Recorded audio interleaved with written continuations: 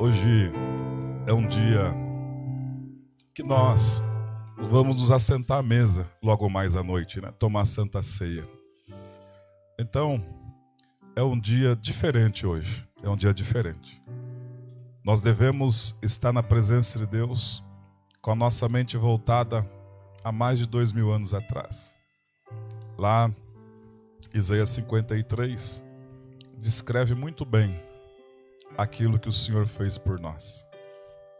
Então, como nós temos dentro do nosso ser essa gratidão ao nosso Deus, como nós temos dentro do nosso ser essa sabedoria que Deus nos abriu os olhos, então nada mais justo de, no mínimo, nós começarmos esse culto com os nossos joelhos e com as nossas almas dobradas diante do nosso Deus, que fez o impossível para nos salvar. Aleluia. Que foi crucificado na cruz, naquele madeiro, e ficou ali 3 horas, da meio-dia até as 3 da tarde. Um espetáculo horrendo, um espetáculo fútil, um espetáculo terrível que aqueles homens fizeram naquela tarde do dia 15 de Abib, do ano 33 do calendário judaico. Ano 33, foi naquele dia que se concretizou toda a Escritura e a maior parte da Escritura do Antigo Testamento. Foi naquela tarde fatídica que se consumou a imolação do Cordeiro de Deus, de Êxodo capítulo 12. Foi naquela tarde que se consumou a oferta de libação que era derramada no chão no Antigo Testamento. Ele derramou toda a sua alma, todo o seu ser, para salvar pobres, miseráveis pecadores como eu e você. Por isso que nós estamos aqui, de joelhos dobrados. No mínimo o Senhor merece isso e muito mais, ó Pai. Mas os nossos joelhos se dobram diante da sua majestade. Reconhecemos que o Senhor fez por nós o impossível. Reconhecemos que o Senhor fez por nós aquilo que ninguém poderia fazer. O Senhor agora nos deu vida e vida com abundância. Nós temos, Senhor, dentro do nosso ser esse, Senhor, sentimento junto com essa fé que pode terminar a vida física, mas estaremos para sempre com o Senhor. Nós estávamos esquecidos, desgarrados do seu aprisco, mas o Senhor, através do teu sacrifício, trouxe-nos de volta. Pegou essas ovelhas que éramos rebeldes, trouxe-nos para o seu aprisco novamente. E agora nós estamos aqui, ó Deus, diante do Senhor. Aleluia. E abrimos os nossos lábios, e bem como a nossa boca, para dizer: o Senhor reina. O Senhor reina sobre as nossas vidas. O Senhor é bem-vindo nesta casa de oração. Haja vista que se não fosse o Senhor, ó Pai, já estaríamos sucumbidos dos nossos pecados e das nossas iniquidades. Mas o Senhor nos resgatou. O Senhor nos trouxe de volta, e o Senhor vai nos transformando através do teu Santo Espírito, vai nos fazendo retroceder aquilo que fomos criados, imagens e semelhanças do Senhor. Aleluia. Ó Deus, por favor, eu te imploro, ajuda-nos. Ajuda-nos a vencer, Senhor, a nós mesmos. Ajuda-nos, ó Deus, a vencer as tentações.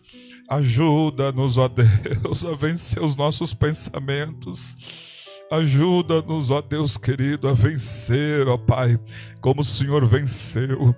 que nós nunca possamos desistir, ó Deus querido, da nossa caminhada, que nós nunca venhamos a desistir do Senhor que nos amou a tal ponto de se entregar na cruz do Calvário para nos salvar.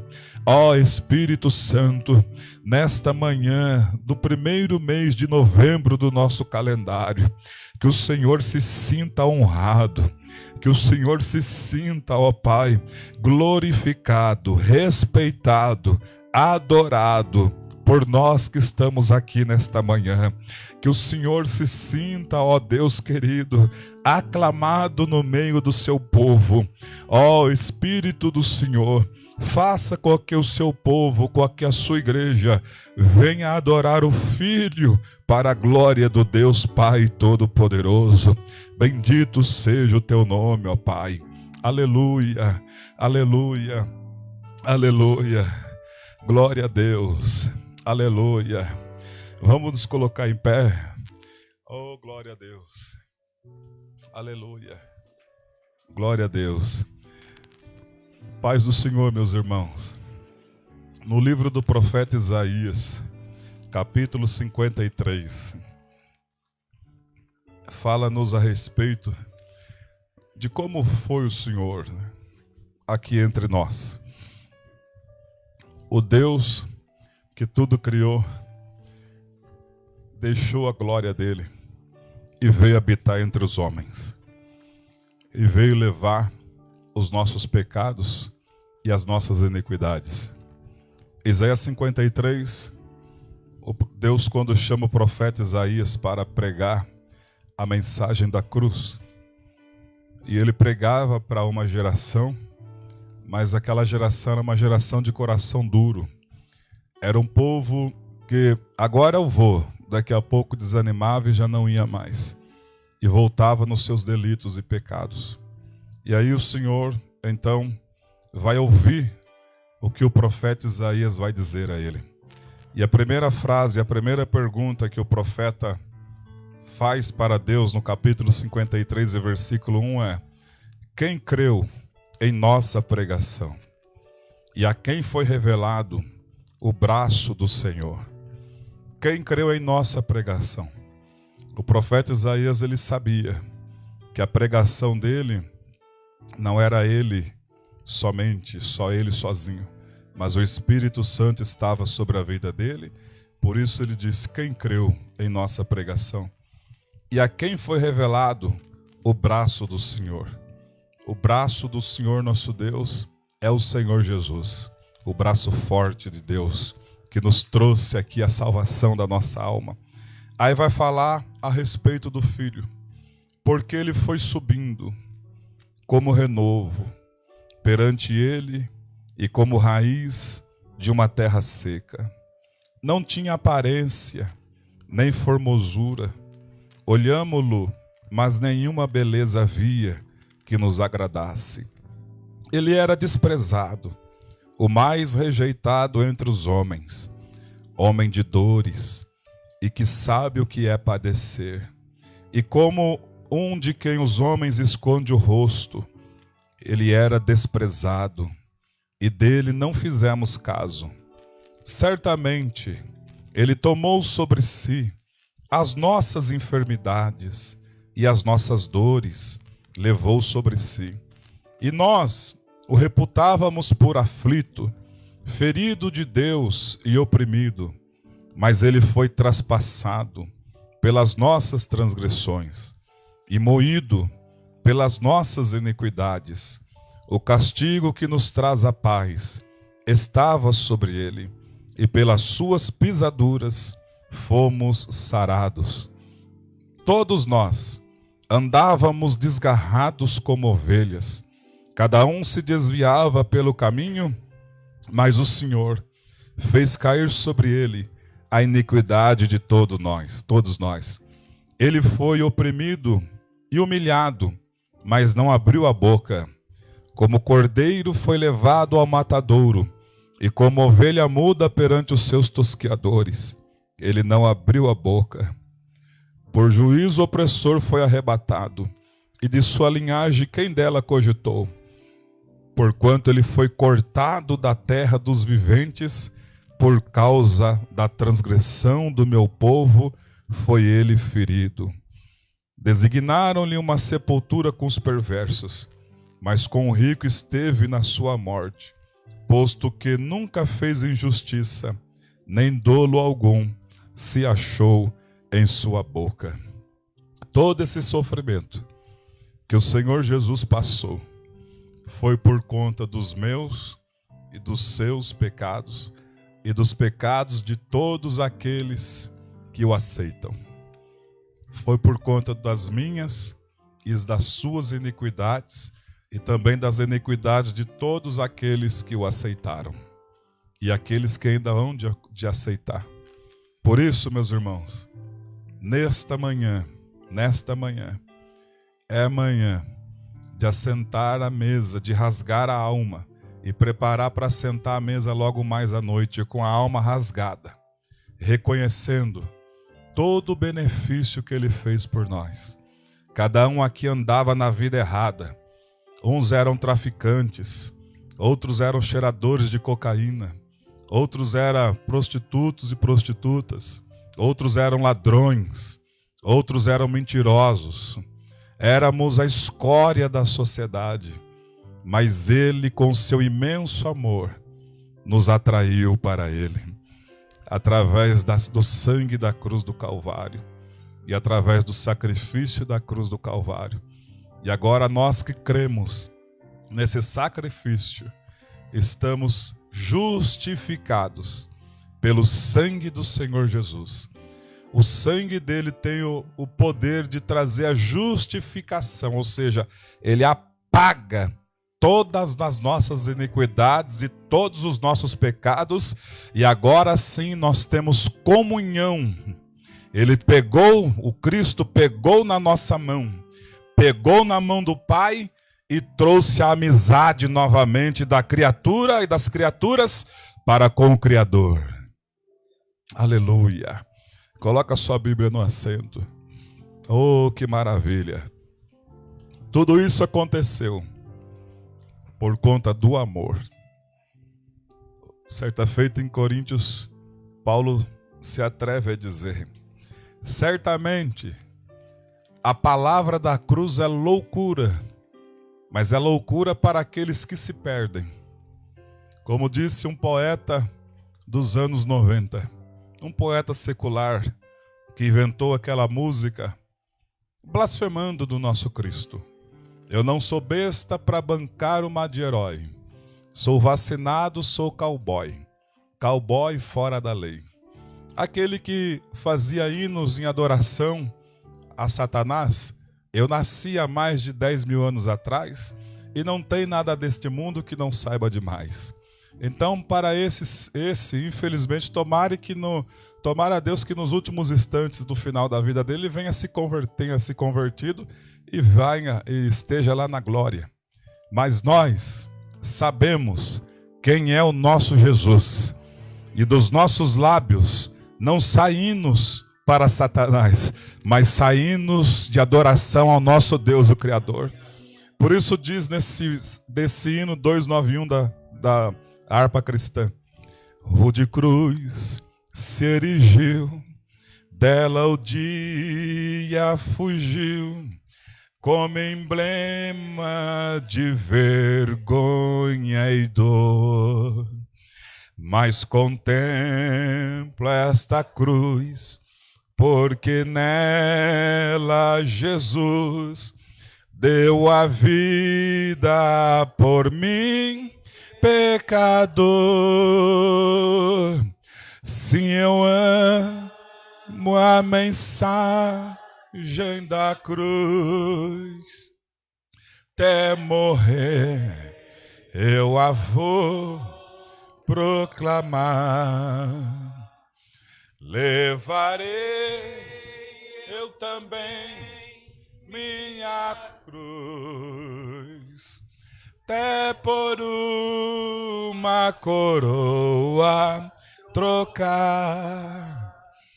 Desde a glória dos céus o Cordeiro de Deus, ao Calvário humilhante baixou.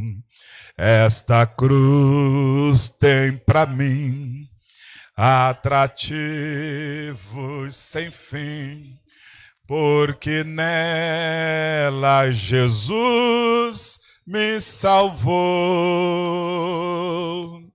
Sim, eu amo.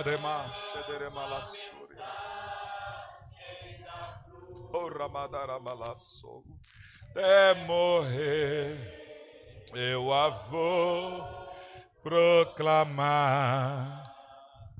Levarei eu também minha cruz, até por uma coroa trocar. Nesta cruz padeceu e por mim já morreu meu Jesus, para dar-me o perdão. E eu me alegro na cruz, dela venho para minha santificação. Sim, eu amo a mensagem. Eli lama sabachthani, até morrer. Deus meu, por que me abandonastes? Oh, aleluia. Levarei eu também minha cruz, até por uma coroa trocar.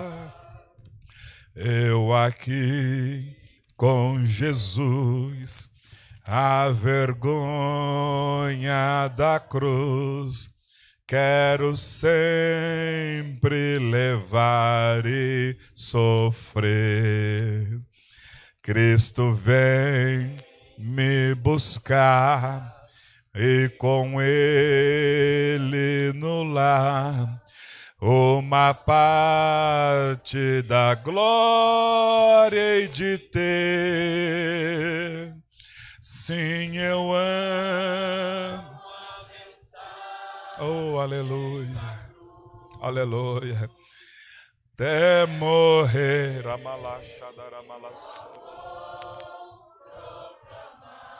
Aleluia. Levarei eu também minha cruz, até por uma coroa trocar. Aleluia. Você pode adorá-lo por alguns instantes. Aleluia. Você pode agradecer pela salvação que ele concluiu, que ele sacramentou. Oh, aquela palavra que ele disse, tetelestai, está consumado, está pago, você não deve mais nada. Oh, agora você tem a salvação na sua alma. Agora você tem a salvação da minha parte. Obrigado, ó Deus excelso. Obrigado pela obra do sacrifício vicário da cruz do Calvário. Obrigado por salvar um pobre pecador como eu, ó Deus. Obrigado por salvar-nos, ó Pai querido. Muito obrigado pelo Senhor se importar conosco, em nome do Senhor Jesus. Aleluia, aleluia, amém. Repita após mim, diga assim: os relâmpagos e os trovões, bem como a voz de Deus, no Monte Sinai, não tiveram efeitos positivos quanto aos gemidos da cruz do Calvário. Oh, glória a Deus. Lá no Sinai, Deus apareceu com relâmpagos, voz de trovão, trombetas. E não teve um efeito positivo, porque lá ele introduziu a lei. Mas a Bíblia diz que a lei é boa. Mas no Calvário, quando nós vivemos na essência o que ele sofreu, os gemidos e os brados, as lágrimas escorridas nos olhos dele, o sangue, o corpo todo machucado de chicote. E quando ele disse, Tetelestai, está consumado, a nossa alma sente esse gozo e essa graça. Então, se tem alguém aqui ainda que não conseguiu compreender a largura e a profundidade, daqui a pouco chegam umas provinhas na sua vida e aí vai te aproximar para perto de Deus. Porque as provações nos levam para mais perto do nosso Criador. E aí sim nós vamos entendendo o que realmente, de fato, é o sacrifício da cruz do Calvário. Aleluia. Vamos levantar um clamor pela Laurinha, filha da Adriana, que está entubada no hospital. Levantemos as nossas mãos. Senhor, em nome do Senhor Jesus, nós levantamos agora, Senhor, um clamor, ó Pai, pela vida da Laura, essa vida que o Senhor criou. Pedimos que o Senhor visite agora essa menina, ó Deus. Visita, Senhor, os pulmões. Pai, tira, Senhor, todo o líquido, tira tudo aquilo que está atrapalhando do bom funcionamento do corpo dela. O Senhor criou boca, criou olhos, criou seres humanos.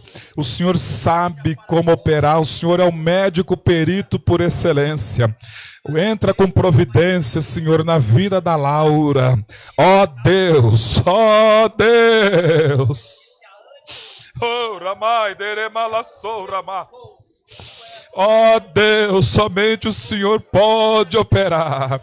Nós repreendemos o espírito da morte agora, em nome do Senhor Jesus Cristo, ó Pai, aleluia, e tomamos posse do que a Tua palavra diz. Em meu nome, vocês vão curar os enfermos. Não é a palavra de um homem, mas é a palavra do Deus Todo-Poderoso. No Teu nome, ó Deus, visita essa menina agora. Cura ela para a Sua glória, para o Seu louvor. Em nome do Senhor Jesus, ó Pai. Assim nós cremos. E de antemão te agradecemos por mais um milagre que o Senhor fez. O Senhor é o mesmo ontem, hoje e eternamente, e sempre o será. Amém. Glória a Deus. Sentai-vos. Oh, glória a Deus. Aleluia. Aleluia. Glória a Deus. Nós vamos orar, caso eu tenha algum irmão que vá contribuir nesta hora. Vamos apresentar a Deus as nossas contribuições, as nossas primícias. Senhor Deus, recebe das nossas mãos o que lhe é devido, ó Pai. Oh, bendito seja o Teu nome. Aqui estão, Senhor, as nossas primícias, o nosso sangue, o nosso suor, que o Senhor receba como oferta de sacrifício das nossas mãos para Ti, das nossas vidas para Ti, em nome de Jesus. Amém. Glória a Deus. O irmão Juninho vai passar a salva. Se alguém for contribuir, fique à vontade. Aleluia. O irmão de Santa Ceia, eu fico meio assim quebrantado. Não esquenta não, viu? Acredito que vocês também na Santa Ceia se quebrantam, né? Temos que se quebrantar no dia de Santa Ceia. É um dia diferente, né? É um dia emblemático. Por um lado, foi o sofrimento vicário. Por outro lado, é um sentimento de alegria, porque Ele ressuscitou e está vivo. Aleluia. Mas tudo Ele fez por nos amar e por nos querer o nosso bem e nunca ficar longe de nós, mas juntos por toda a eternidade. Amém? Graças a Deus. Vamos dividir nossas classes. Aleluia. As crianças, os pequeninos, os jovens, os pré-adolescentes e os adultos estejam aqui. Então, os pequeninos, as crianças, os jovens e nós adultos vamos abrir nossas Bíblias em Apocalipse. Aleluia. O pastor não era o pastor Rodrigo que ia ministrar hoje? Era o pastor Rodrigo que ia ministrar hoje. Porém, ele teve um encontro com a família dele, né? Desde quando a mãe dele faleceu, os irmãos não se reuniram e estão reunidos nessa manhã para celebrar lá, para ter a comunhão entre eles. Isso. Nós vamos ter que desocupar essas cadeiras. Pode sentar tudo aqui na frente também. Ó. Pode vir para cá para arrumar a mesa do café da manhã ali. Aleluia. Glória a Deus. Acharam o Apocalipse? É o último livro da Bíblia, né? É o último livro da Bíblia. Vamos fazer um breve resumo, né? Do que nós aprendemos até aqui. Deixa lá em Apocalipse capítulo 1. Vamos fazer um breve resumo do que nós aprendemos até aqui. Estudando o livro de Apocalipse. Então nós estudamos até agora o capítulo 1, 2 e 3. No capítulo 1, 2 e 3. Nós sabemos que a palavra Apocalipse significa revelação. Então o livro de Apocalipse é a revelação que Deus deu para nós através do apóstolo João. É a revelação daquilo que João viu, daquilo que são ou daquilo que era o estado das igrejas e daquilo que haverá de acontecer. Então, do capítulo 1, o Senhor se apresenta como sendo o Deus criador de todas as coisas. No capítulo 2 e capítulo 3, fala-nos a respeito do estado espiritual das igrejas daquela época. Depois, quando ia a terceira divisão, aquilo que as coisas que hão de acontecer, Deus para num prelúdio e entra o capítulo 4 e o capítulo 5 para nos ensinar o que é uma adoração verdadeira. Então, do capítulo 1, Deus entra se apresentando. Capítulo 2 e 3 fala-nos a respeito do estado espiritual das igrejas. Capítulo 4 e 5, que nós vamos entrar daqui a pouco, como adorar. Adoração. Adoração não é algo que a gente chega aqui e canta da boca para fora. Adoração é o que sai de dentro do nosso ser. Isso tem valor para Deus.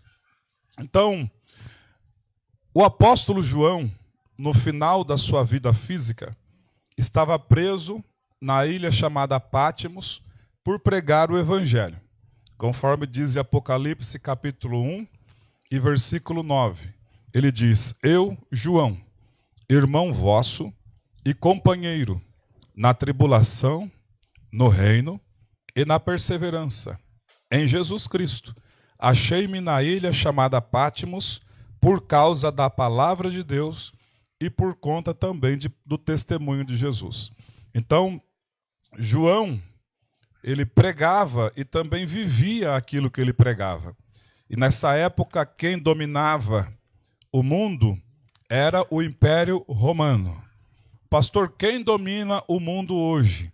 Ainda é o Império Romano dividido nos seus braços. Quem é que controla hoje, pastor, o mundo?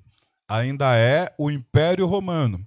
Não com aquele poderio militar, mas domínio sobre mídia, domínio sobre poder financeiro, domínio sobre leis. Colocam-se nas escolas, na base, ensinamentos nocivos, e as crianças vão crescendo, tornam-se pré-adolescentes, adolescentes, adultos. Então isso vem de um pensamento nocivo, aonde esse domínio vem em toda a humanidade. O Império Romano ainda domina o mundo. Haja vista que nós estamos ainda debaixo do Império Romano. É aquilo que nós estudamos em Daniel capítulo 2, dos pés da estátua. São barro misturado com ferro. O barro é frágil, o ferro é forte. Então está dizendo que esse império romano nos dias de hoje, ele é forte por um lado e frágil por outro lado, porque ferro e barro não se misturam. Então essa extensão ainda do Império Romano vai permanecer, meus irmãos, até o dia que Jesus voltar e pisar no Monte das Oliveiras. Por enquanto, o Império Romano continua dominando. Tanto é que vocês sabem que o líder católico, ele é um chefe de Estado. Ele é muito acima de um líder de uma religião. Ele é considerado um chefe de Estado. Então isso vem de domínios, de eras, de épocas, ainda continua o domínio do Império Romano espalhado por toda a Europa, Oriente Médio, chegou na América Latina. Então isso aí continua. E isso vai continuar até o dia da vinda de Jesus, onde ele vai pisar no Monte das Oliveiras.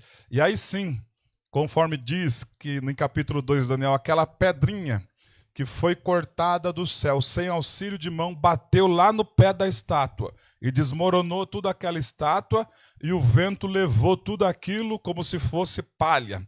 Ou seja, todos os impérios que dominaram o mundo, impérios gentílicos, de homens que dominaram o mundo, até determinado momento, vai chegar uma hora que isso vai acabar. Aí Jesus vai tirar todo esse domínio humano que teve em épocas e milênios e vai estabelecer aqui o reino milenar. Jesus vai reinar aqui e nós estaremos reinando com ele. Aleluia. Então, João, a princípio, ele fazia parte do ministério de João Batista.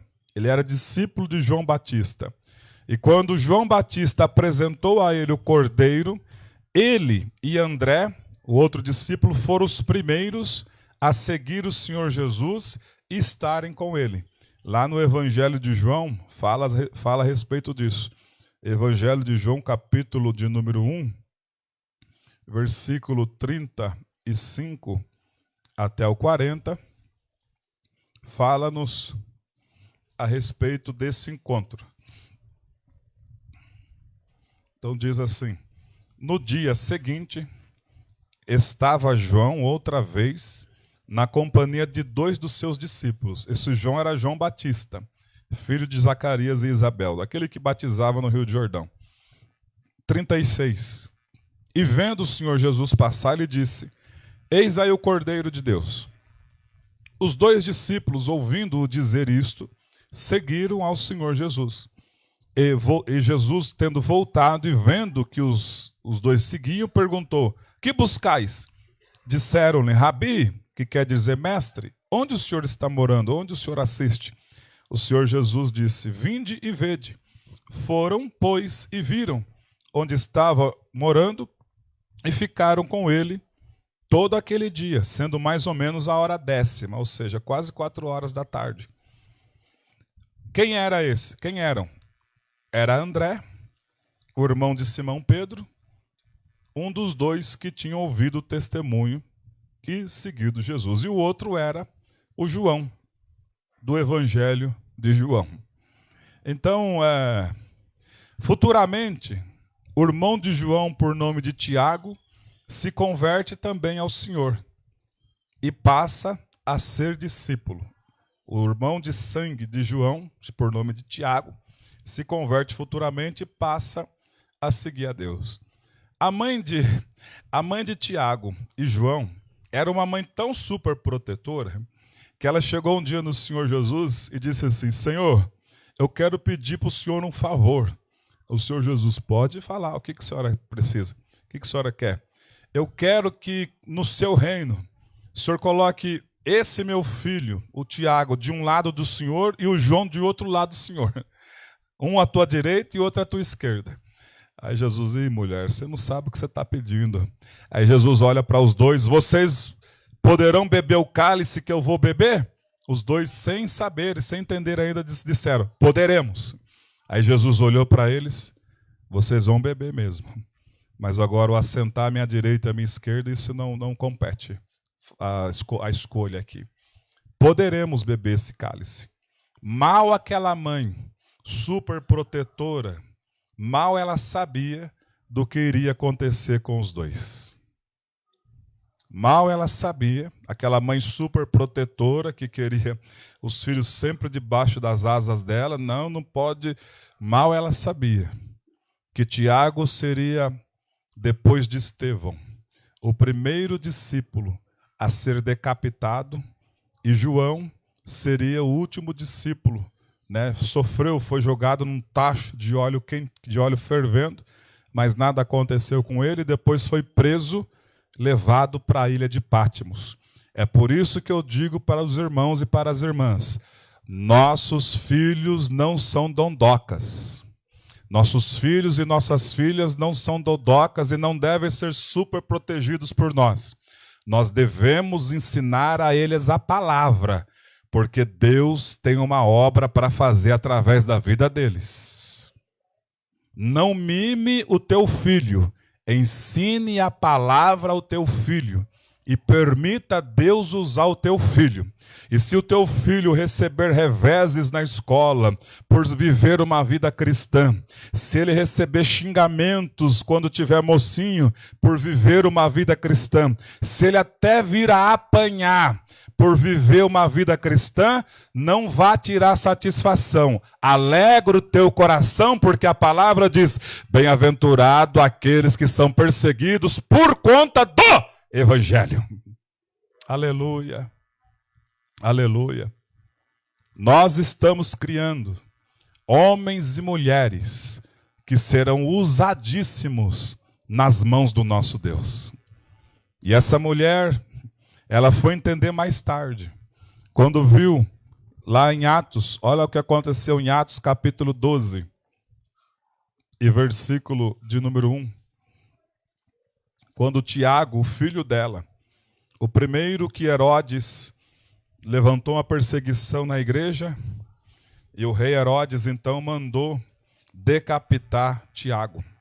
Atos capítulo 12, versículo 1.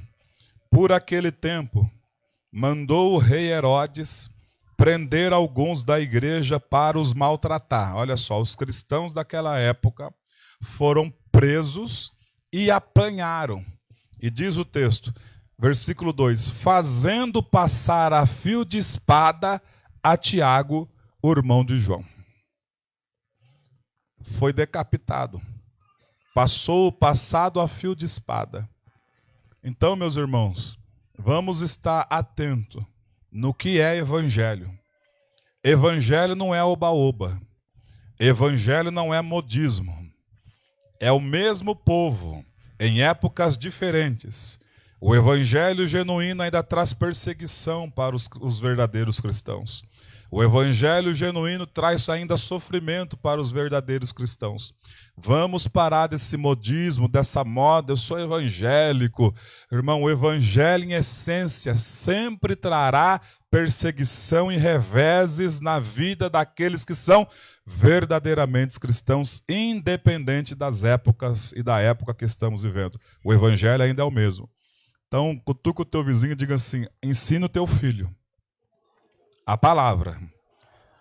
E não venha ser um mimador, uma mimadora, mas que você venha ser uma educadora, um educador cristão na vida dos teus filhos. Oh, nós estamos como aqueles corredores, né? Com bastão na mão e já entregando para eles. E eles vão continuar. Por quê? Porque a nossa vida é 70 anos, 80 anos, ou até antes. Ele resolveu já cumprir o chamado. Vamos permitir nossos filhos seguir na caminhada, porque eles são usados nas mãos de Deus. Ô pastor, meus filhos ainda são muito pequenininhos. Já são usados nas mãos de Deus, porque você está trazendo ele para aprender as Sagradas Escrituras. Pastor, meu filho está dando uma dor de cabeça, está longe da presença de Deus. São usadíssimos nas mãos de Deus.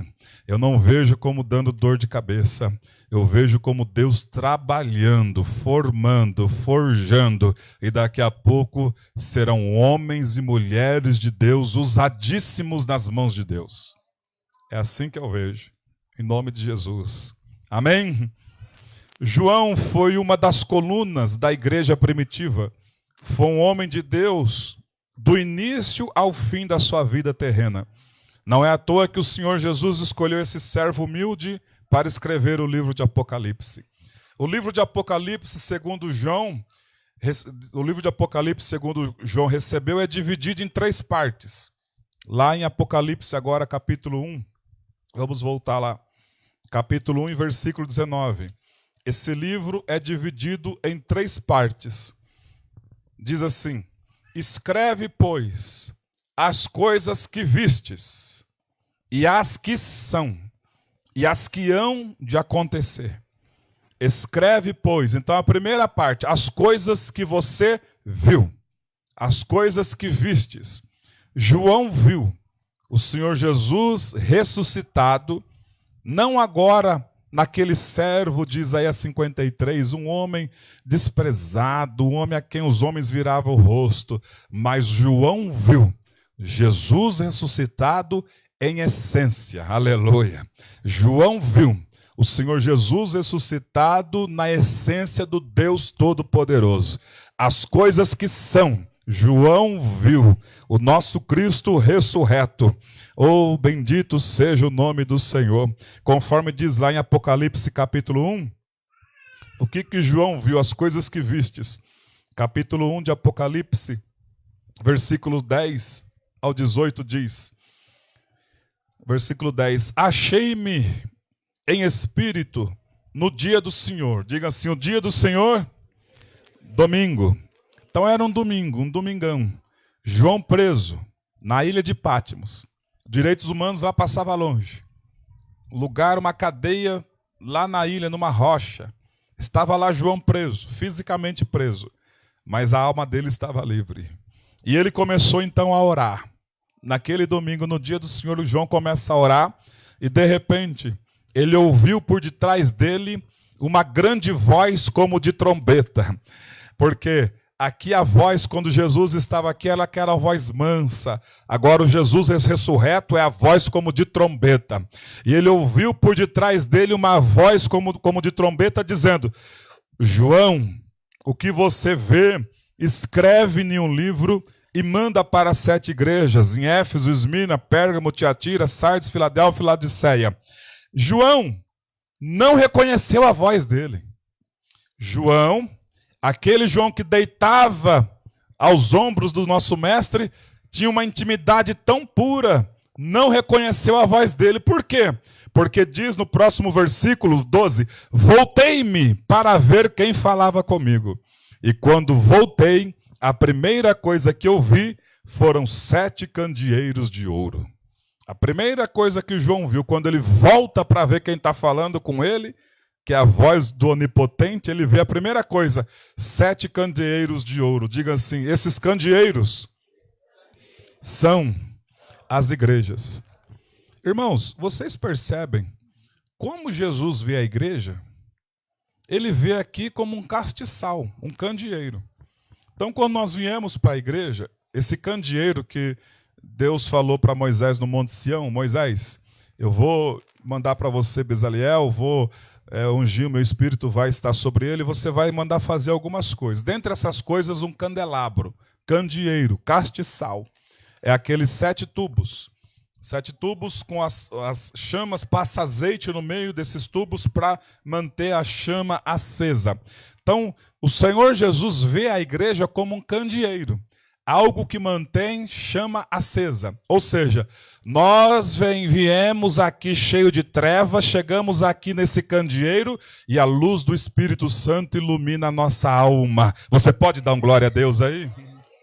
Nós estamos neste mundo de trevas e os candeeiros de Deus espalhados pela terra traz pessoas, homens mortos nos delitos e pecados em trevas, e aí chegamos no candeeiro de Deus e a luz de Deus, oh glória, ilumina o nosso ser, ilumina a nossa alma, e agora nós temos luz dentro de nós, aleluia. 7 candeeiros de ouro. Quem é que estava no meio? No versículo 13. E no meio dos candeeiros, uma pessoa semelhante ao Filho do Homem, com vestes talares, cingido à altura do peito, com uma cinta de ouro. A sua cabeça e cabelos eram brancos como a alva lã, como a neve, os olhos como chama de fogo, os pés semelhante ao bronze polido, como que refinado numa fornalha, a voz como voz de muitas águas. Tinha na mão direita 7 estrelas, e da sua boca saía uma espada afiada de 2 gumes. O seu rosto brilhava como o sol na sua força. Quando eu vi ele, caí aos seus pés como morto, porém ele pôs aquela mão, oh glórias, mão direita sobre mim, dizendo: não temas, eu sou o primeiro e o último, aquele que vive. Estive morto por conta dos pecados do meu povo, mas eis que estou vivo pelos séculos dos séculos, e eu tenho a chave da morte e do inferno. João viu Jesus ressurreto. Jesus no meio do candeeiro. Jesus brilha a nossa alma.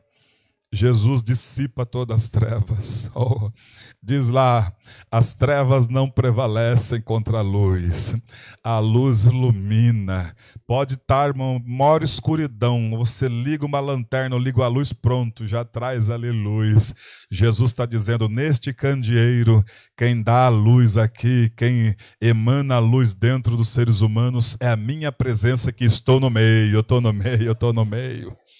É por isso que nós chegamos, às vezes, com o coração contrito e quebrantado. Ele fala, esse eu não desprezo, essa eu não desprezo, porque ela entendeu. Quando nós respeitamos ele, o dono da igreja, ele fala, já estou ouvindo tudo que você está pedindo, eu estou andando no meio, eu estou no meio do candeeiro. Aleluia. Oh, glória. João também viu que o Senhor Jesus vê sua igreja como um candeeiro, que serve para iluminar o mundo de trevas. No candeeiro que é a igreja está explícito a manifestação do Espírito Santo. Também conforme Isaías capítulo 11, versículo 2, não nos cansamos de repetir as mesmas coisas, porque isso traz segurança para nós. O que é a manifestação do Espírito Santo? O que simboliza esses sete tubos? Isaías capítulo 11 e versículo 2 vai nos revelar o que é esses 7 tubos e o que é esse candeeiro de ouro. Diz ali, repousará sobre ele. Aqui, lógico, é uma profecia direcionada ao Senhor Jesus. Mas a Bíblia diz que todos quanto o aceitaram, dele-os o poder de serem feitos filhos de Deus. Então, o Filho de Deus recebeu todas essas manifestações do Espírito Santo. Aqueles que aceitaram o sacrifício se tornam também filhos de Deus e recebem na sua vida a manifestação do Espírito Santo em 7 manifestações. Repousará sobre ele o Espírito do Senhor, o Espírito de sabedoria. A igreja não é mais burra, a igreja é sábia. A igreja não é tola, a igreja é sábia. O espírito de entendimento, a igreja agora entende as coisas. Não está à margem da sociedade, agora nós entendemos as coisas. O espírito de conselho, nós recebemos conselhos de Deus agora. Nós não precisamos mais agora abrir a nossa vida com pessoas que não servem a Deus. Não precisamos chegar lá no nosso trabalho e falar, eu estou passando um problema no meu casamento. Não. Agora nós procuramos pessoas que têm visão de Deus. Agora procuramos pessoas que têm conselho de Deus. E agora também recebemos conselhos de Deus direcionados através da tribuna, ministração da palavra, espírito de conselho. O que mais? Espírito de fortaleza. Por mais notícias desagradáveis que chegam aos nossos ouvidos, nós não nos deixamos esmorecer por conta das notícias. Por quê? Porque o espírito de fortaleza está sobre nós. Oh, glória a Deus. É por isso, irmãos, que aqui se dá a oportunidade, o que é que você está passando na tua vida. Cada um vai falar uma área específica de sofrimento, e aos outros olhos, aos olhos da sociedade, esse sofrimento era para as pessoas estarem trancadas nos seus quartos, chorando, uma vida de miséria, amargurada, mas não, estão aqui. Por quê? Porque está sobre nós o espírito de fortaleza, isso nos leva a adorar o nosso Rei. Aleluia. As notícias desagradáveis que chegam aos nossos ouvidos, é hora da gente esfregar as mãos. Senhor, chegou uma notícia desagradável. chegou um problema. Nós vamos esfregar as mãos e olhar com outra ótica. Esse problema que chegou é o problema que vai fazer Deus trabalhar na minha vida. Esse problema que chegou, e não estava na minha agenda esse problema. Quem é que guarda na agenda o problema? Não estava nem escrito, nem esperava esse problema, mas chegou. Não bateu na porta, eu sou problemas, posso entrar? Não, já chegou arrebentando tudo. Mas para muitas pessoas traz desânimo e sucumbem. Mas para nós a gente olha, temos sim uma reação, porque somos humanos, meio de tristeza, mas depois o espírito de fortaleza nos leva a entender que Ele está conosco e que todas as coisas cooperam para o bem daqueles que amam a Deus, até esses problemas que chegaram. Cooperam para o nosso bem. O espírito de fortaleza, o espírito de conhecimento. Conheçamos e prossigamos em conhecer ao Senhor. E quanto mais nós aproximamos e prossigamos em conhecê-lo, nós recebemos da parte dele o espírito de temor, ou seja, respeito para com as coisas sagradas. Aleluia. Até aqui tudo bem? Podemos prosseguir? Oh, glória a Deus. João também viu que o Senhor Jesus está no meio dos candeeiros, portanto, nas igrejas, o Senhor Jesus deve ser o centro das atenções. Por Ele estar no meio, Ele deve ser o centro das atenções. As mensagens, por mais que falamos às vezes do Antigo Testamento, mas tem que ser cristocêntricas. Tem que sempre falar dele, porque Ele está no meio. Ele está no meio, dentro de nós, está no meio da igreja, está no meio do seu povo, habita no meio, Ele está lá no céu, sempre no meio, centro das atenções, então Ele deve sempre estar no meio que acontece milagre, é no meio, lá estava, mas nós não jogamos aí 3 homens aí nessa fornalha, eu estou vendo um quarto homem, ele está no meio, andando com eles no meio, Jesus está no meio, oh glória a Deus, aleluia. João também viu que os pastores, os líderes das igrejas são comparados, segundo o Senhor Jesus, como estrelas, que estão na mão direita dele, Apocalipse 1:16. Um resumão, tá, irmãos? Depois a gente vai entrar em Apocalipse 4:5. Apocalipse 1:16. Tinha na mão direita 7 estrelas, e da sua boca saía ali uma espada afiada. Eu tinha na mão direita 7 estrelas. Então, os pastores da igreja, na ótica do Senhor Jesus, é estrela. Só que estrela, entenda bem, ontem eu fiquei quase 1 hora pesquisando sobre estrela. Aí eu lembrei, né, porque a gente fica tempo sem ir para a escola, né? Aí fui lá lembrando, o Sol é uma estrela. O Sol é uma estrela. As estrelas, elas se formam, né, através do átomo, e tem lá uma energia, uma força, explode, né, os gases, e aí sai o brilho. O Sol, para essa luz que nós estamos vendo aqui, ela, na verdade, ele brilhou, e nós estamos a 8 minutos, anos-luz, né, atraso. Ou seja, essa luz que chegou, que ele já brilhou a 8 minutos, anos-luz atrás.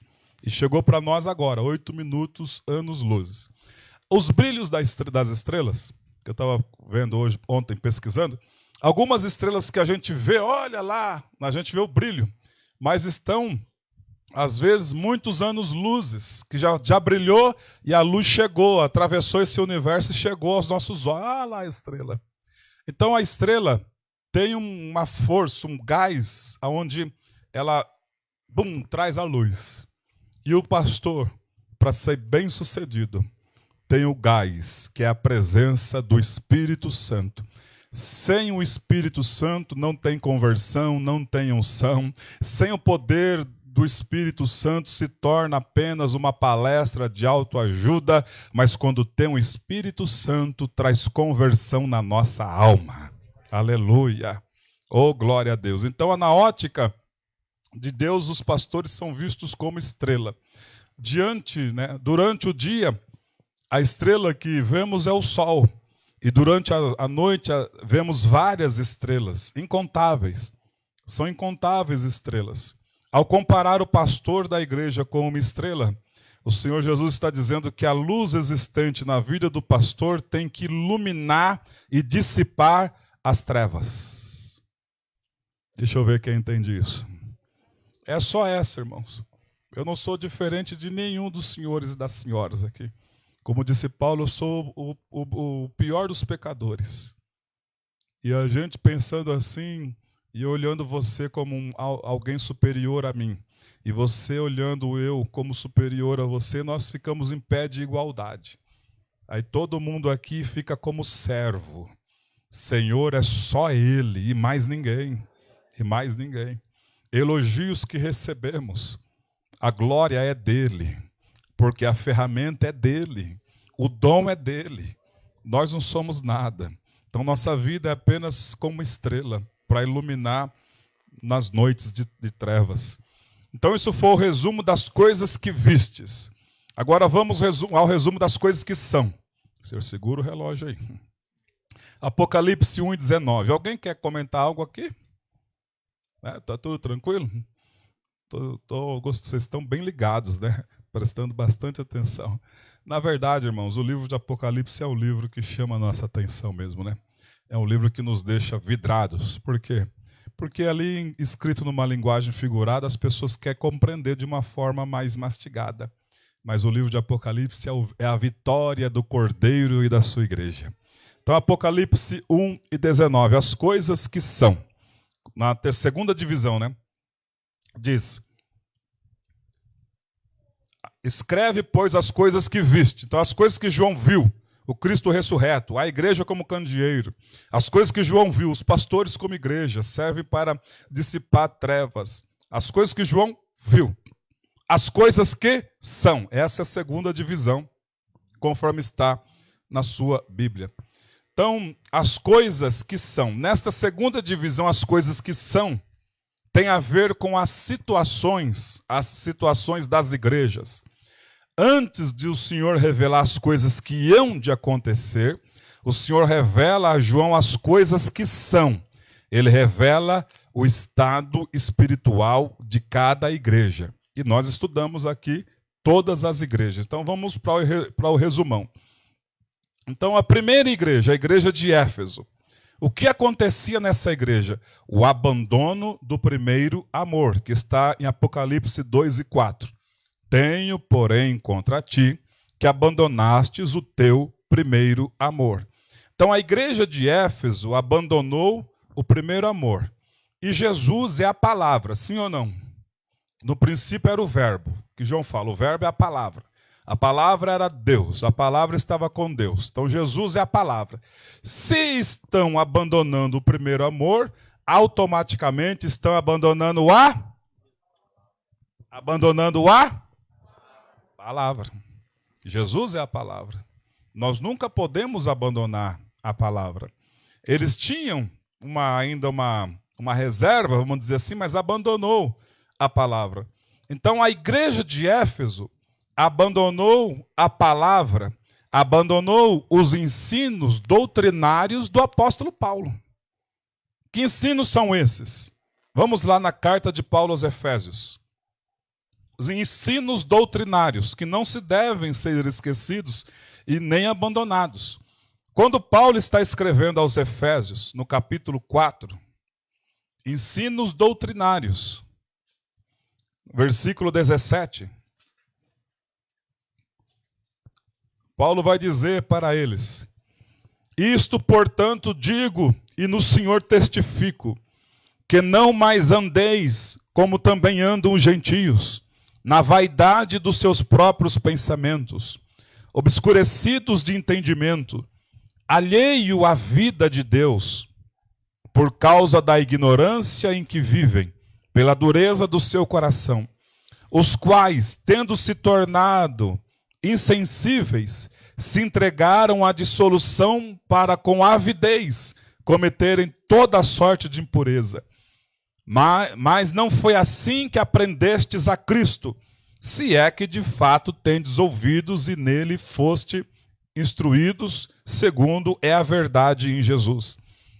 No sentido de que, quanto ao trato passado, vos despojeis do velho homem, que se corrompe segundo a concupiscência do engano, e vos renoveis no espírito do vosso entendimento, e vos revistais do novo homem, criado segundo Deus, em justiça, retidão, procedentes da verdade. E ele continua: por isso, deixando a mentira, fale cada um a verdade com o seu próximo, porque somos membros uns dos outros. Olha só, doutrina. Irai-vos, você pode até ficar bravinho, pode até ficar bravinha, irai-vos, mas não pequeis. Não podemos deixar que a nossa ira se transforme de nós levantarmos a nossa mão e espancar alguém.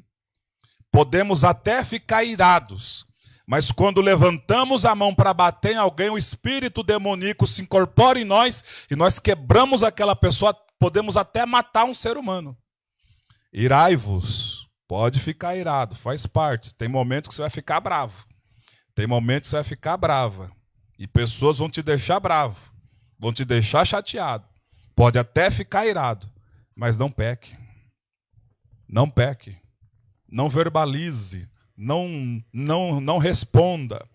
Não desça no nível, não peque. Aí ele continua dizendo: não se ponha o sol sobre a vossa ira. Tem gente que fica irado, verbaliza, fala, amaldiçoa, aí volta até naquele tempo antigo, né? Fala palavrão contra aquele ser humano e vai deitar e vai dormir. O sol se pôs sobre a ira. E aí aquela pessoa começa a receber tormentos. O espírito maligno achou não uma brecha, mas uma porta bem aberta e já entrou. E vai trabalhar. Vai destruir, vai matar, vai roubar. Vai começar a trabalhar. E vai trazer perturbação na mente. Cuidado, irai-vos. Senhor, eu recebi uma afronta.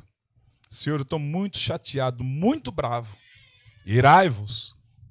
Chega na presença dele e fala. O mesmo pai seu é o pai dele. O Criador que te criou, criou ele.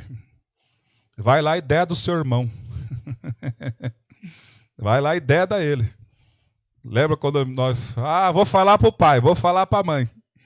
Aí o pai vinha, o que você fez com o seu irmão? Pegava o outro, depois nós ficava até com dó, né? Então, dé do seu irmão que fez, que falou de você, que deixou você irado, chateado. Chega na presença do pai. Pai, eu estou irado, estou bravo com essa situação. Abra o coração, irmão. Deus quer ouvir a nossa voz. Abra o coração. Deus, aconteceu isso, me chateou, me magoou, me machucou, estou muito bravo. E aí fala com ele. E ele vai dar um jeito. E se ele corrigir o outro que está lá tomando as lambadas, irmão, não é para você olhar, bem feito, bem feito. O provérbio já fala isso, hein? Quando o teu pai está corrigindo o teu próximo, não olhe para ele com olhar, bem feito, mexeu com o chito de Deus. Mexeu com a ungida de Deus. Bem feito. Olha o que está passando. Quem mandou falar de mim? Quem mandou fazer isso? Para que o teu pai não pare de castigá-lo e volte para você. A coisa é séria. Ô pastor, tem isso na Bíblia? Tem. Vamos lá em Provérbios, vou te provar. Pastor, eu estava aí dando uns bem feitos aí para umas pessoas que fez umas coisas para mim. Cuidado, irmão.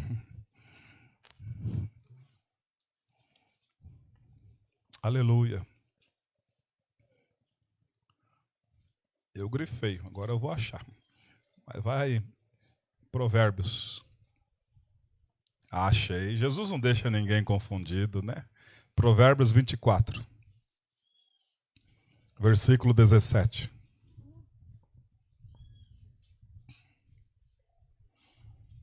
Quando cair o teu inimigo, não te alegres, e não te regozije o teu coração, quando ele tropeçar, para que o Senhor não veja isso e lhe desagrade e desvie dele a sua ira. Está entendendo aí, meus irmãos? Pastor, então eu não posso falar bem feito das pessoas que Deus está corrigindo porque me maltrataram? Não pode falar bem feito, porque quem fala bem feito não ama. Pastor, eu não entendo essa lógica. Ué, você não tem 2 filhos? Para quem tem 2 filhos, se ama menos um do que o outro? Assim é Deus, irmãos. Ele ama todos. Embora esse rebeldezinho está precisando de uma correção, mas ele ama, é filho dele, ele que criou. Ué. O meu papel é dedar e amar. E o teu papel não é falar amém, o meu papel é falar bem feito aí, ó, o que está passando aí. Não é assim, não. Porque sobre nós está o amor do Pai. E o Pai sabe. Até Jesus, Pai, perdoa eles porque eles não sabem o que fazem. Estevão, apedrejado, Pai, não impute sobre eles esse pecado. Porque o amor de Deus estava derramado no coração de Estevão, que amava os seres humanos, porque Deus amou o mundo de tal maneira, algo inexplicável, que deu o seu Filho unigênito para morrer por todos, todos, todos, todos. Então isso quer dizer que ele ama a todos, até essa pessoa que nos persegue às vezes, ele ama. Nos amou, nós tudo cheio de defeito, ele nos amou. Nós nos deixamos transformar, ele nos transforma a cada dia. Fez isso, o que fez na nossa vida.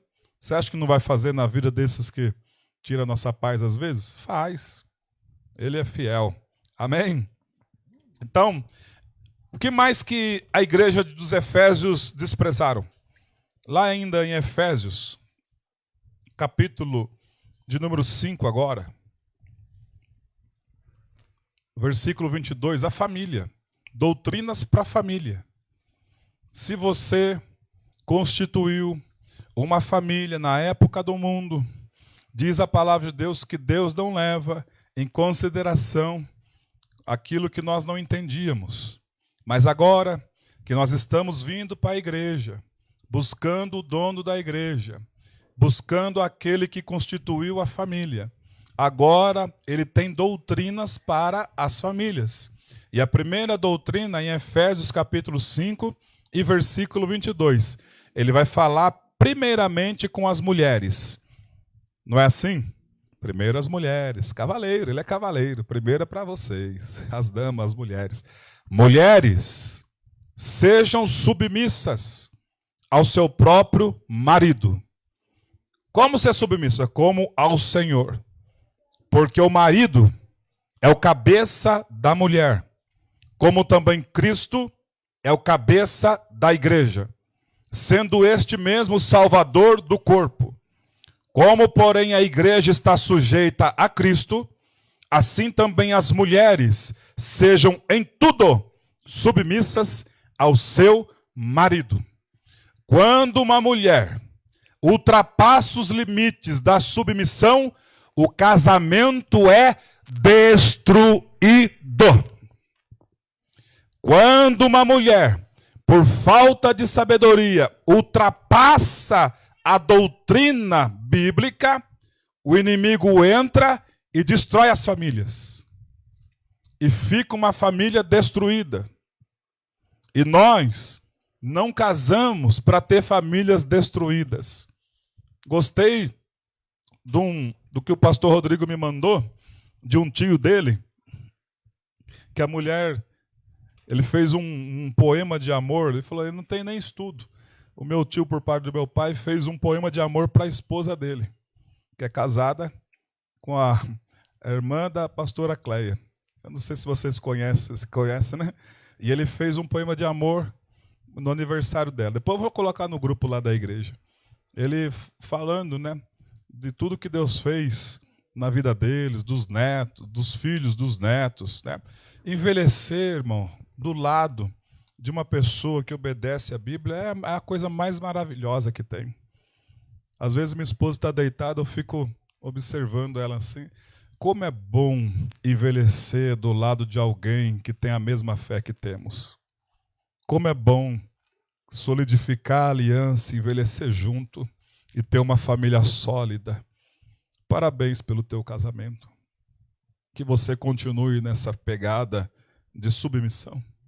Tudo que as mulheres forem fazer, tem que falar com o marido. E se o marido falar agora não dá, tem que ser respeitado. Se o marido falar não é hora ainda, tem que ser respeitado. O marido, irmão, o homem, ele tem essa situação. A mulher é levada por os sentidos, por isso que Satanás investiu direto na mulher. Sentido emocionalístico. A mulher, ela quer. Quantos não eu tenho que falar para minha esposa? Não, porque eu preciso comprar isso, preciso fazer aquilo, porque isso, a Duda, não sei o quê, não sei o quê. Amor, agora não dá. Amor, não tenho dinheiro. Aí ela fica às vezes até bravinha. Mas tudo não tem dinheiro. Eu falo bem calmamente. Amor, vou explicar de novo para você. Não tem dinheiro. Mas você não preferiu mexer no apartamento? Não tem dinheiro agora. Agora não é hora de comprar nada. Vou comprar alguma coisa bem mais barata do que eu poderia comprar para ela. Quando tiver essa condição, compra. Irmão, ela pega, engole seco e se submete. Porque o marido, ele tem que ter as contas na mão. Como é que nós vamos deixar as nossas esposas fazer as contas, comprar, sendo que nós temos que ter andar de cabeça erguida? E a mulher tem que ter o diálogo com o marido. Mulheres, sejam submissas em tudo, ao vosso marido. E o marido também, não é para ser mesquinho, mão de vaca. Né? Vou guardar o dinheiro porque não sabe o dia de amanhã. A Bíblia diz, os gentios é que se preocupam com essas coisas. Então, tem uma reservinha, tem um momento ali, mas invista na sua mulher. A mulher gosta de ir no cabeleireiro. Né? Por quê? Porque eu vou falar aqui pela internet também, tem muitos maridos sem vergonha, que olha lá na rua, olha o cabelo bonito, unha bonita, e a mulher dele toda farrapilha em casa. Isso não é amor não, viu, meu irmão? Isso aí não é amor não. Invista na tua mulher. E agora chegou nessa hora. Maridos, versículo 25.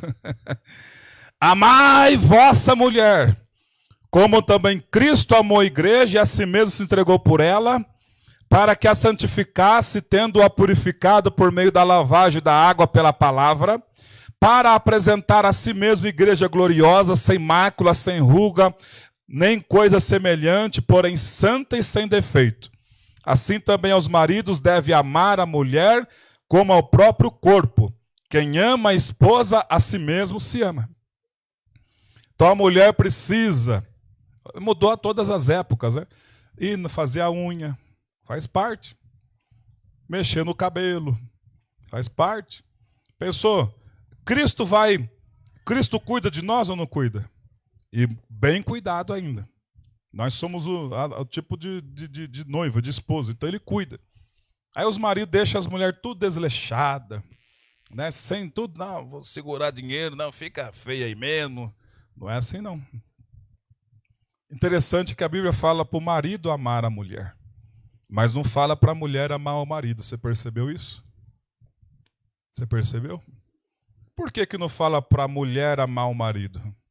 Porque o marido, quando ama a mulher, ele recebe de forma dobrada o amor que ele investe na vida da esposa. Isso é tão maravilhoso. Cristo, quando nos ama, recebe de nós o amor, né, a gratidão, a graça. Por isso que quando a gente chega, a gente já quer logo louvar Ele, adorar Ele, porque nosso amor para com Ele é muito forte. Então, assim como o marido, quando ama, cuida da esposa, a esposa vai retribuir para o marido. Por isso que eu falo, irmãos, estar na igreja, apenas sentado no banco é uma coisa. Estar na igreja ouvindo e colocando em prática o que a Bíblia diz é outra coisa. É aí que Deus trabalha. É aí que o milagre acontece. É aí que o amor fica, como diz o Rovilson, ô amor, hoje eu te amo muito mais do que ontem. Porque o amor vai aquecendo, vai mexendo. E eu vou logo dizer uma coisa, hein? A Bíblia diz que a mulher é arrastada para o marido por conta da paixão. a paixão te arrastará para o seu marido. Por mais que a gente às vezes briga, a mulher fica meio bicudo, né? Depois você vai e conversa. Sempre esses dias, minha esposa, às vezes eu sou meio grosseiro com ela, daqui a pouco ela vem, me abraça, ela fala, a palavra se cumpre. Eu peço perdão, porque a maior dádiva é o perdão. E pedir perdão é o maior gesto de humildade. Faz tempo que nós não brigamos, né, amor? E vamos continuar assim, né? Sem briga, pelo amor de Deus. Glória a Deus, né? Amém? Aí vai falar dos filhos, capítulo 6 agora. Filhos, obedecei vossos pais. Porque diz lá, honra teu pai e tua mãe. Esse é o primeiro mandamento com promessa. Depois vai falar dos servos, capítulo 6, versículo 5. Quanto a vós outros, os servos, funcionários, obedecei o vosso Senhor segundo a carne, com temor. Irmãos, o que eu vejo às vezes, eu já trabalhei com gente, né? E gente que congrega em alguns outros lugares, né? E aí quando o patrão sai, aí como diz, né, o rato faz a festa, né? Quando o patrão chega, eu falo, que hipocrisia. Está contra a Bíblia. Que a Bíblia diz que nós temos que trabalhar como se estivéssemos fazendo para o Senhor. Fala também dos empresários. No capítulo 6, versículo 9. E vocês, senhores empresários, de igual modo procedei para com eles, deixando as ameaças, sabendo que o Senhor, tanto deles como vosso, está nos céus, e para com ele não há acepção de pessoas. São doutrinas que a igreja de Éfeso começou a esquecer. Esqueceram. E aí Paulo parece que ele vê no futuro o que vai acontecer e fala, quanto ao mais, sedes fortalecidos do Senhor e da força do seu poder. Tomem toda a armadura de Deus, para que vocês possam, depois de ter vencido tudo, permanecer inabaláveis. E a igreja dos Efésios desprezou essa doutrina, desprezou a palavra, começou a minguar, e aí chegou ao ponto de abandonar o primeiro amor. Não mais davam ouvidos à palavra. Imagina os casais que eram tão bem, agora começa aquela brigaria, aquela gritaiada. Os filhos respondões, desobedientes aos pais. Se você falar de novo, eu vou quebrar sua boca. Aí o vizinho ouvindo tudo, mas esse povo aí era da igreja, agora está tudo desmantelado. A coisa feia. E a igreja foi perdendo a essência. E o Senhor disse, arrepende aí, volta lá para trás, vê o lugar onde vocês caíram. A segunda, João viu a situação também espiritual da igreja de Esmirna, uma igreja que estava sendo ferozmente perseguida, e essa perseguição trouxe pobreza financeira para a membresia. Lembra que nós estudamos, né? A igreja de Esmirna, o pastor Policarpo, era perseguida ferozmente, então foi um edito na cidade, todos aqueles que são cristãos, vocês não deem emprego para esta raça. Aqueles que têm empresa aqui são cristãos, vocês não vão comprar nesses lugares. Então isso trouxe pobreza financeira para eles. Mas aos olhos do Senhor, né, a membresia, por não negarem o nome do Senhor em meio às perseguições, aos olhos de Deus, Deus estava dizendo para eles, vocês são pobres. Na verdade, vocês são pobres financeiramente. Na verdade, para mim, vocês são ricos. Aleluia. Que lá está em Apocalipse 2:9. Apocalipse 2:9, parte A. Conheço a tua tribulação, a tua pobreza, mas tu és rico. Glória a Deus. Terceira coisa, das coisas que são. João também viu o estado espiritual da igreja de Pérgamo. Ele viu a igreja aceitar os falsos ensinos com facilidade, bem como aceitarem doutrinas que aos olhos do Senhor eram nefastas e diabólicas. Apocalipse 2, 14 e 15. Tenho, todavia, contra ti algumas coisas, que tens aí os que sustentam a doutrina de Balaão, o qual ensinava Balaque armas ciladas diante dos filhos de Israel, para comerem coisas sacrificadas aos ídolos e praticarem a prostituição. Outros sim, também tu tens aí aqueles que sustentam a doutrina dos nicolaítas. Doutrina de Balaão e doutrina dos nicolaítas. Nicolaítas no original, nicolaita. São duas palavras em uma. Nik, poder. Laicos, povo, pobre. Poder sobre o povo. Pasme os senhores. Em algumas denominações, não é permitido você ler a Bíblia. Em algumas denominações, não é permitido você estudar a Bíblia. Eles usam de subterfúgio. A revelação é só para quem está na tribuna, a revelação é só para essa pessoa. Você não pode estudar a Bíblia. É só essa pessoa. Isso é doutrina de nicolaítas, ou seja, eles impõem poder sobre o povo pobre espiritualmente. Jesus odeia isso, como ele está dizendo. Eu odeio essa doutrina. Diga ao teu vizinho, estude a Bíblia. Estude a Bíblia. Fique firme, seja fervoroso na Bíblia. A terceira e a quarta igreja, né, que João viu a situação espiritual foi a igreja de Tiatira. João viu a situação espiritual dessa igreja que permitiu e aceitou com facilidade falsa profetisa. No capítulo 2, versículo 20. Tenho, porém, contra ti o tolerares, que essa mulher Jezabel, que a si mesmo se declara profetiza, não somente ensine, mas ainda seduz os meus servos a praticar a prostituição e a comerem coisas sacrificadas aos ídolos. Como se não bastasse essa igreja de Tiatira, sabe o que eles mais faziam também?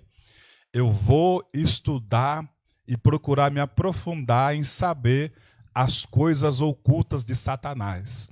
Eu vou determinar um tempo na minha vida para estudar só falsas religiões. E Jesus está olhando, tudo bem, não é pecado você estudar para você entender as falsas religiões. Mas quando é que você vai determinar essa mesma afinco em estudar a minha palavra? Tem muita gente que quer saber muito de maçonaria, de catolicismo, de umbandismo, de rosacrucelismo, né, de espiritismo, mas tem muita gente que não quer estudar com afinco a palavra. E aí Jesus repreende eles, no versículo 24 do capítulo 2. Digo, todavia, a vós outros demais de Tiatira, e tantos quanto não têm essa doutrina, e que não conheceram, como eles dizem, as coisas profundas de Satanás. Outra carga não jogarei sobre vós, tão somente conservais o que tendes até que eu venha. Então, tem muita gente, né, lógico que no curso teológico, quando a gente vai fazer, a gente é ensinado as falsas religiões, falsas doutrinas que estão aí emaranhadas no nosso meio. Mas eu não posso gastar um tempo excessivo estudando esse tipo de coisa, porque o meu tempo principal tem que ser estudado, a palavra. Isso aí eu posso ler para entender um pouco daquilo que o diabo faz, mas eu não vou me aprofundar nisso, não vou querer pesquisar a fundo isso, porque eu tenho que pesquisar a fundo, é o que a palavra me diz, porque a Bíblia diz, e o Espírito Santo perscruta a mente, o coração de Deus e vem revelar para aqueles que o buscam. Oh, glória a Deus. Lógico que podemos estudar as falsas religiões e faz parte para evangelizar alguém, né, do domingo de manhã. Nós somos aqui, vemos aqui na sua casa. Sabia que o paraíso é aqui na terra? O inferno não existe. O paraíso é aqui na terra. Não, mas eu vou morar no céu. Mas você faz parte dos 144 mil? Lógico que temos que entender um pouco sobre isso. Mas aprofundar nisso, irmão, nós já temos a nossa religião pura, que é o cristianismo. A religião pura para com Deus é esta: que você visite os órfãos e as viúvas oprimidas. Que você cuide dos pobres. E você não seja contaminado pelo mundo. Essa é a principal religião. O resto, podemos saber, ler, entender, sim. Mas aprofundar nisso, cai fora. Esse foi o erro de Salomão. Aprofundar nessas religiões. Eu vou dizer a vocês. Olha só o que eu vou dizer a vocês. Com muito temor e tremor.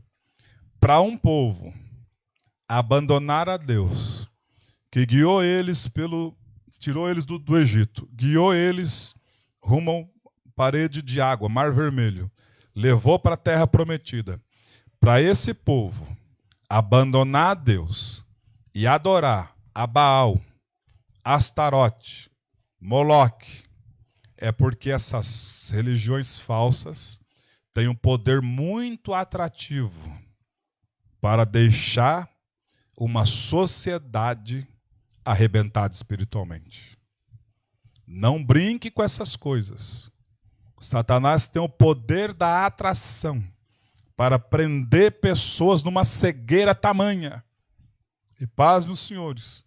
O Rony estava falando um dia para mim que ele conheceu uma mulher que estava numa igreja evangélica, agora abandonou tudo e voltou para uma religião e ainda vai lá na oficina dele e fala mal da igreja cristã, cristocêntrica. Porque não, está errado, por isso que às vezes tem problema que você não consegue resolver. O inimigo, irmão, quer nos tirar. E esse poder de atração para essas falsas religiões prendem a mente. Prendeu mais de 2 milhões de pessoas. Até hoje, Israel está com a mente presa. Meu Deus, é coisa muito profunda isso. Na cabala. Que coisa triste. Um povo que saiu do Egito e Satanás conseguiu prender eles em falsas religiões. Coisa ruim não deve ter lá para conseguir isso. Fazer eles abandonar o Criador para ficar preso numa falsa religião. Não brinque com isso. Isso é muito sério. Que os nossos olhos estejam bem abertos e os nossos ouvidos bem atentos ao que estamos recebendo de informações de outras religiões. Muito cuidado, porque esse povo aqui de Tiatira estava aprofundando nas coisas ocultas de Satanás. João também viu a igreja de Sardes, a situação espiritual da igreja de Sardes, uma igreja que vivia de aparência, uma igreja que estava quase morta espiritualmente, conforme diz em Apocalipse 3, 1 e 2. Ao anjo da igreja de Sardes escreve: estas coisas diz aquele que tem os 7 Espíritos de Deus e as 7 estrelas. Conheça as tuas obras, que tem nomes que vives e está morto. Sê vigilante e consolida o resto que estava para morrer, porque não tenho achado íntegras as tuas obras na presença do meu Deus. Essa era a situação da igreja de Sardes. João também viu a situação da igreja de Filadélfia. Sardes viveu essa situação de estavam mortos, quase mortos, por quê? Em Apocalipse 3:3 diz o porquê. Diz assim: lembra-te, pois, do que tens recebido e ouvido, guarda-o e arrepende-te. Toda a igreja de Sardes se reunia, o pastor local ensinava, falava, a igreja recebia e a igreja ouvia. Mas o que a igreja não fazia? Não guardava. Quando se recebe, se ouve e não guarda no coração a palavra, então, irmão, a coisa fica pior do que o descrente, aquele que nunca ouviu. Porque você e eu estamos aqui ouvindo, estamos aqui recebendo. Então, quando nós não guardamos para praticar o que estamos ouvindo e recebendo, nós nos tornamos piores do que os descrentes. Porque nós sabemos o que é certo e não fazemos aquilo que é certo. Isso trouxe para a igreja de Sardes morte espiritual.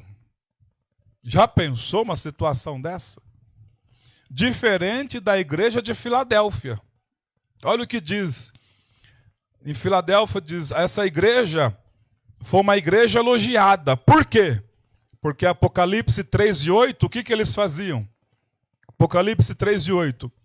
Conheça as tuas obras, eis que tenho posto diante de ti uma porta aberta, a qual ninguém pode fechar, que tens pouca força, Entretanto, guardastes a palavra e não negaste o meu nome. O que Sardes não fazia, Filadélfia fazia. Agora me ajuda aí, diga assim, você é Sardes ou você é Filadélfia?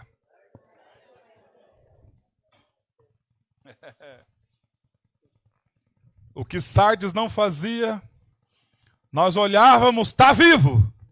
Mas espiritualmente Deus fala, está morto. Não, está vivo, está andando. Deus fala, está morto. É um zumbi.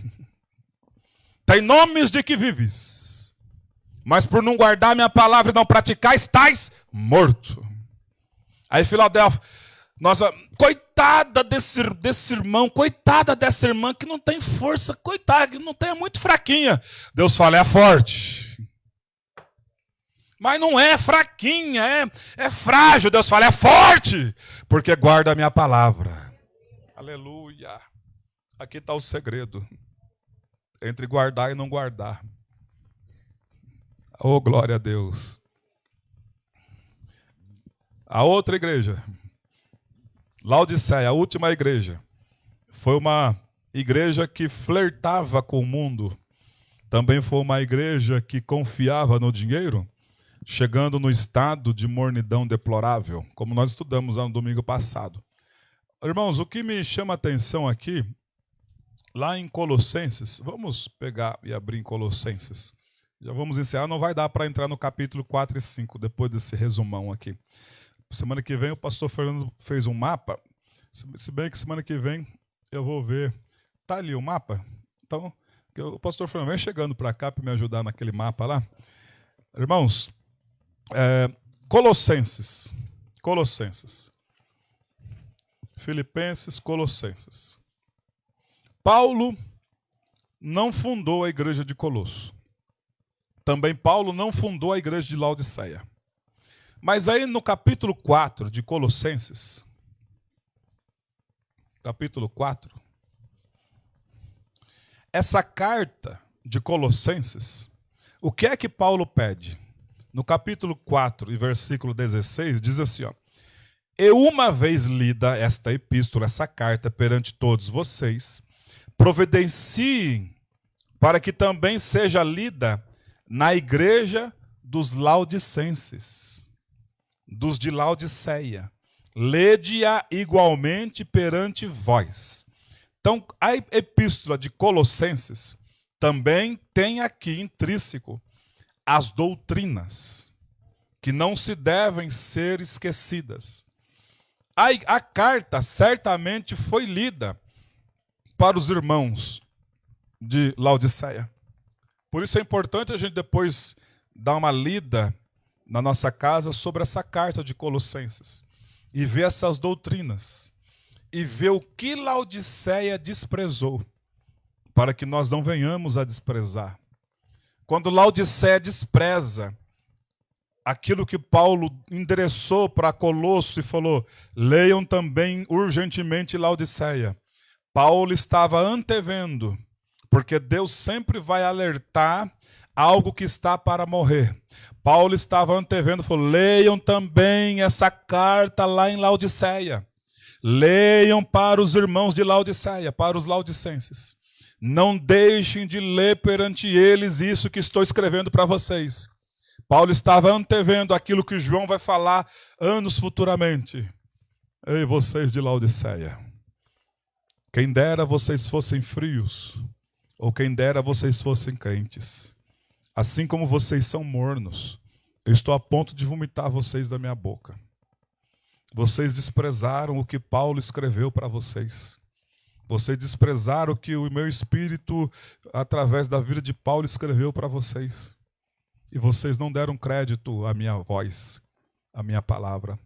E agora vocês se tornaram algo morno, como nós estudamos a semana passada. Amém? Pastor Fernando, chega cá. Vamos pôr aquele mapa para vocês verem ali a situação. Paz do Senhor, bom dia. Sobre o pastor Fernando que criou esse mapa, eu abusei da vontade dele. Ele falou, pastor, olha aqui, mais ou menos era as igrejas. Ele falou, pastor Fernando, se você puder criar esse mapa e atualizá-lo também para ver nos dias de hoje. Aí eu coloquei, já estou pedindo algo a mais para o senhor. Aleluia, Deus abençoe. Amém. Paz, meus irmãos. Glória a Deus. Eu gosto sempre de trabalhar, igual os irmãos viu que eu ministrei algumas aulas aqui, questão de localização, você saber de onde está falando, né?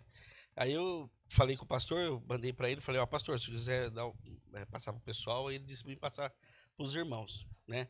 Lembrando que quando nós estudamos o Reino do Sul e o Reino do Norte, que Israel está localizado nessa localização, aproximadamente por aqui, né? Quando nós falamos das igrejas que o pastor está ministrando de Apocalipse, elas estão nesse local, né? E aqui está a Europa, ela está nesse local aqui. As 6 igrejas estão nesse local. 6 ou 7? 7 igrejas estão localizadas nesse local. Lembrando que aqui está a Grécia e aqui está a Itália, né? O caminho que Paulo usava para ir para Roma, na terceira viagem de Paulo, era nesse caminho que ele estava indo, né? Aquela ministração que nós tivemos esses dias aqui no culto, falando do barco que se perdeu, os irmãos lembram? Que foi o irmão que veio e trouxe essa palavra, né? O Jean Porto trouxe essa palavra.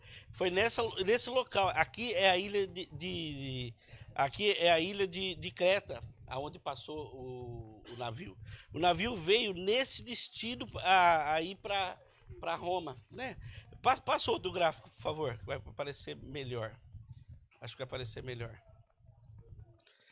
Este era o caminho, né? Aqui era Chipre e aqui era Creta. O caminho que o navio veio para ir para a Itália, que era aqui, era esse caminho que ele ia seguir, né? E quando ele ficou perdido, que fala que ele passou por Creta, foi desse local. Aonde o navio veio se desbocar, que ele se destruiu, que foi a ilha de Malta, fica aproximadamente nesse local, perto da Grécia, né? Essa é a localização onde estava as igrejas, só para você entender o mapa, né?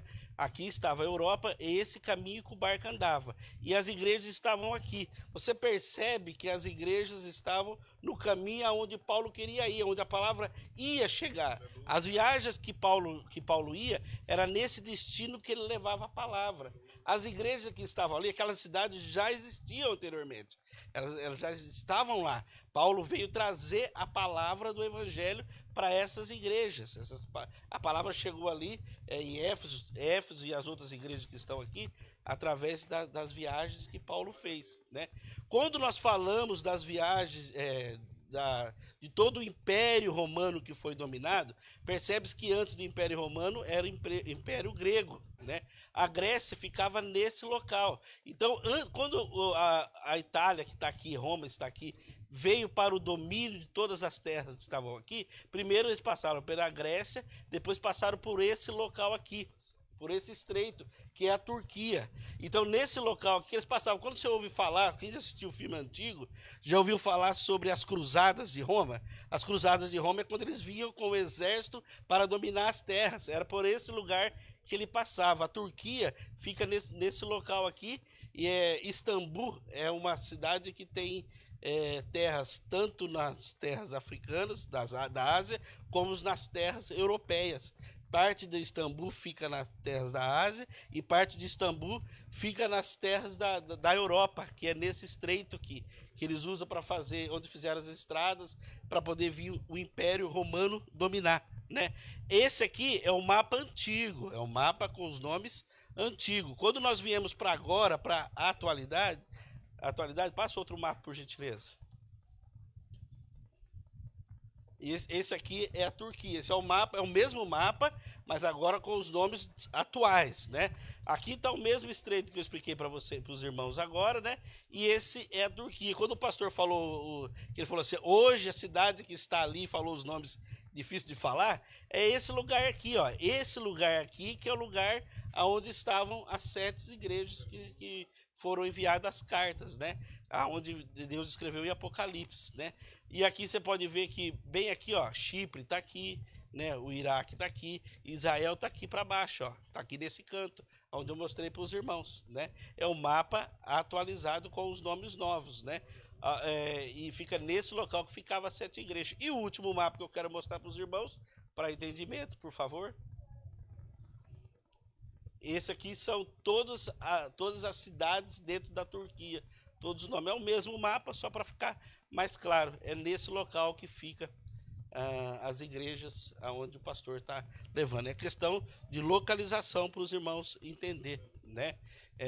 Lembrando que o Império Romano, quando eles vinham para o domínio das terras, muitas dessas conquistas eram feitas através de navio, mas o grande exército vinha através de terra, né?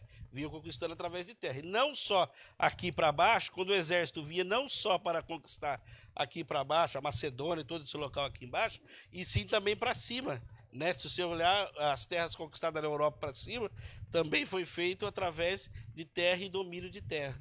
É assim que era feito. Amém, meus irmãos? Esse mapa é para esclarecer, para deixar mais claro para os irmãos a localização das igrejas. Glória a Deus. Já dá um recadinho com a aula que o senhor está preparando para a igreja. Glória a Deus. Irmãos, Deus colocou no meu coração, eu estou estudando há algum tempo já, e quando der a oportunidade, depois que acabar esses estudos, eu vou trazer um estudo sobre a janela 1040, né? Que é tão comentado, que fala sobre esse local, parte desse local aqui, onde fica a janela 1040. É um marco dentro do mapa, onde tem uma grande população de pessoas não convertidas, pessoas que não têm acesso à palavra de Deus, onde predomina outras denominações. Hoje é muito pequeno o trabalho missionário nessa área. É muito pequeno, quase zero. Quase zero. Tem alguns lugares que nem tem missionário, não tem ninguém que leva a palavra. E ali é a grande concentração de pessoas, né, que vivem em miséria e desinformado do mundo espiritual, né? Eu vou falar um pouco sobre janela 1040, que é esse espaço aqui. Prepare o seu coração. Você que queima o seu coração pelas nações, prepare o seu coração, né? Hoje talvez você fale, mas eu sou casado, tenho um monte de filho aqui, tem neto, eu já estou querendo parar, né? Mas prepare o seu coração para você saber que você pode ajudar financeiramente, ou você pode preparar a sua herança, suas flechas, que são seus filhos, para lançar eles para nações, né? Para levar a palavra de Deus. Logo eu vou trazer essa palavra em nome de Jesus para os irmãos. Amém, queridos? Glória a Deus. Amém. Glória a Deus. Senhor Deus, muito obrigado por esse momento. E agora nós vamos ouvir alguns versículos das nossas crianças, ó Pai, depois desse resumão. E não é à toa que o Senhor deixou para falar da adoração, somente adoração, nas próximas escolas bíblicas. Eu te louvo, te agradeço e te engrandeço, em nome de Jesus. Amém. Vamos ter versículos? Eu vou fazer um vídeo para vocês. Você já se inscreveu no nosso canal do YouTube? Não? É fácil. É só você arrastar aqui a telinha, apertar no botão de se inscrever e o sininho. Agora dá para vocês compartilhar com seus amigos e seus familiares.